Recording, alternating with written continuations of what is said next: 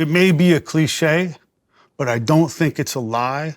I think that through the decades, the New York athlete, the high school kid who comes up, point guards, whatever, New York fighters, do have a swagger. And it's not, it's real. And it's part of the act, is part of the game. I think even though he came of age upstate, in many respects, Tyson was a New York fighter. And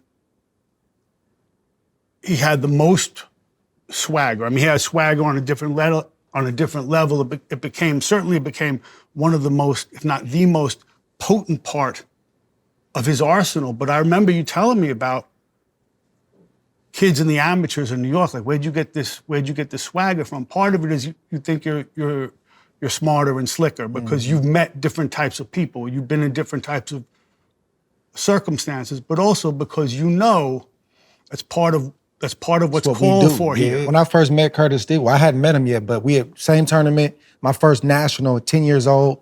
I'm in my room resting, and the coaches would go downstairs and they'd be drinking and doing their stuff at night, but they'd be talking smack. Verge came up the next morning, was like, "Hey man, it's a kid from Brooklyn, Brownsville." I was like, I didn't know what that was. And Coach Andre Rozier, they were down there bragging. He said, my nephew grew up under Mike Tyson's doorstep. Like, that's what they were clinging to. But there's also, there was a sense of pride.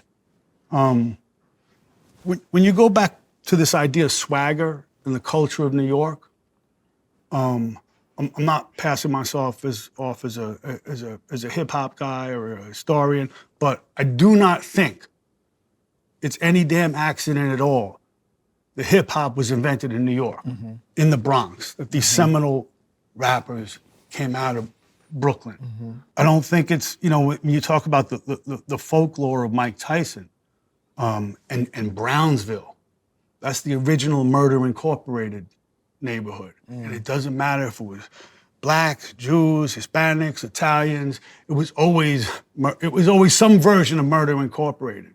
And that came with a certain swagger. And I think that one of the things that I truly love about New York is that it's always a tale of ethnic succession. So that it doesn't matter if it's politics, crime, music, ball, or boxing. One group replaces another group.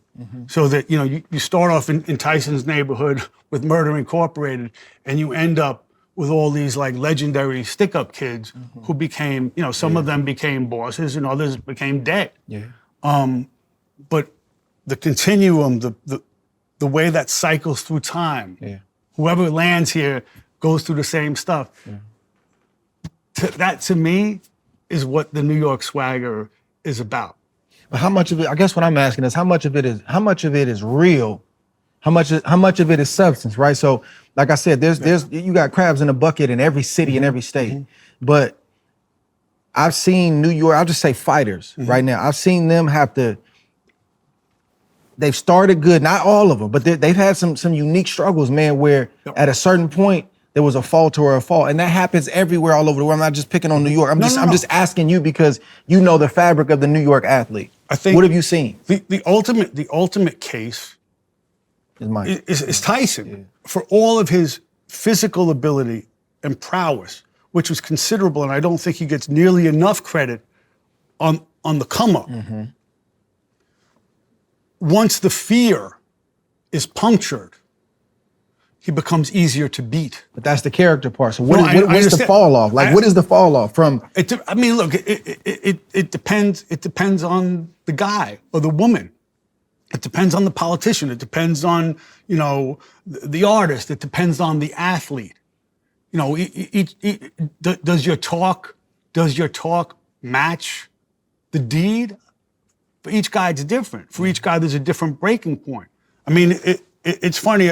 One of the interesting cases, like Zab Judah, whose dad Yoel. knew Mike as a kid. I mean, it's in the and they're Brownsville guys. If you're a Brownsville guy, you're expected to act. You can't show any vulnerability, right? And what's the one thing we all have?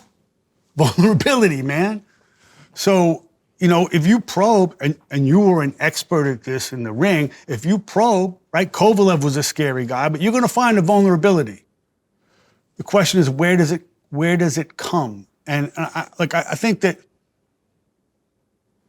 in the case of Mike, my opinion here, one of the many reasons he became a much nicer guy in the last act was because he's no longer a fighter.